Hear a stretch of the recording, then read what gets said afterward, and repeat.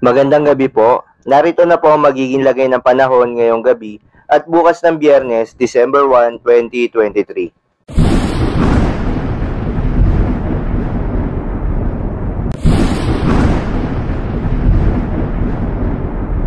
Sa kasalukuyan nga po ay northeast monsoon pa rin o hanging amihan ang nakakaapekto sa Northern Luzon. Habang itong easterlies o yung mainit na hangin galing sa karagatang Pasipiko ang siya namang nakakaapekto sa silangang bahagi ng Southern Luzon, Visayas at Mindanao. Sa ngayon din, ayon sa PAGASA, wala pong binabantayan na low pressure area o bagyo na papasok ng Philippine Area of Responsibility na maaaring makaapekto sa ating bansa. Para po sa mga lugar na apektado ng northeast monsoon, asahan po ang maulap na kalangitan na may mga kasamang pag-ulan.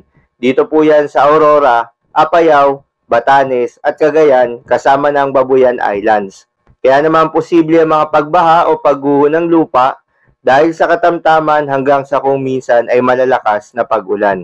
Para naman sa Ilocos Region at natitirang bahagi ng Cordillera Administrative Region at ang natitirang bahagi ng Cagayan Valley, asahan ng bahagyang maulap hanggang sa maulap na kalangitan na may kasamang mga isolated light rains.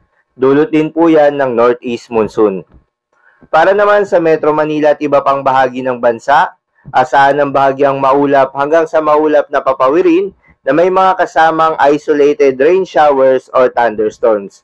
Dulot naman po yan ng easterlies at localized thunderstorms. Kaya naman posible rin po mga pagbaha o pagguho ng lupa during severe thunderstorms. Kaya naman po iba yung pag-iingat sa ating mga kababayan lalo na sa mga lugar na inuulan na noong mga nakaraang araw pa. Huwag din pong kalimutan na magdala ng payong o anumang pananggalang sa ulan sa tuwing lalabas ng inyong mga tahanan. Dumako naman tayo sa magiging lagay ng panahon bukas ng Biyernes, December 1, 2023 dito sa Luzon.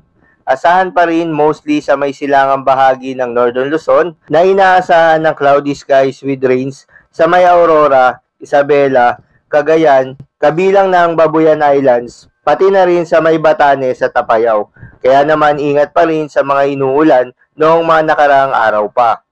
Para naman sa nalalabing bahagi ng Northern Luzon, particularly sa may Ilocos Region at sa nalalabing bahagi ng Cordillera Administrative Region at nalalabing bahagi ng Cagayan Valley, inaasahan naman ng partly cloudy to cloudy skies na may mga tsansa ng isolated light rains.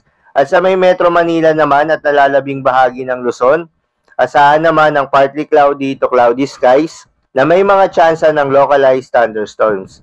Para naman sa lagay ng panahon sa Visayas at Mindanao area, inaasahan na patuloy pa rin ang partly cloudy to cloudy skies condition na may mga tsansa ng mga localized thunderstorms. Bagamat inaasahan na mas mataas ang tsansa ng mga localized thunderstorms sa may silangang bahagi ng ating bansa dahil yan sa easterlies. Para naman sa lagay ng mga dagat baybayin, ayon sa PAGASA may nakataas pa rin na gale warning dito sa may northern at western seaboards ng Northern Luzon, particular sa may Batanes area, Babuyan Islands at Ilocos Norte. Kaya naman mapanganib pa din maglayag yung may mga maliliit na sasakyang pandagat.